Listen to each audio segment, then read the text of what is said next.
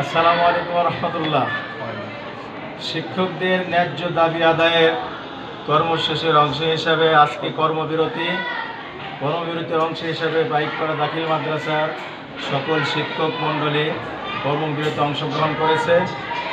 এরপরে গতকালকের যে ন্যাক্কারজনক ঘটনা, শিক্ষকদের রক্তাক্ত করা, আমরা যারা এই কাজটি করেছে, জাতি গড়ার কারিগর শিক্ষকদের লাঞ্ছিত করে অপমানিত করেছে, তাদের প্রতি আমরা ধিক্কার জানাই এবং যারা এই কাজটি করেছে তাদের আইনের আওতায় নিয়ে এসে তাদের বিচার দাবি করছি। সঙ্গে সঙ্গে শিক্ষকদের ন্যায্য দাবি, যে দাবি থেকে বঞ্চিত হয়েছে সেই দাবি পূরণের জন্য সরকারকে আমরা আহ্বান জানাই।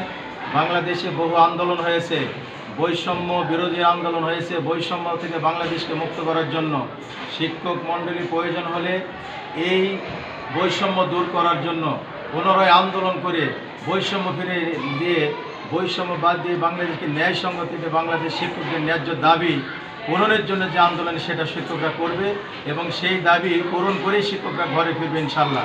সকলকে ধন্যবাদ। আসসালামু আলাইকুম রহমতুল্লাহ।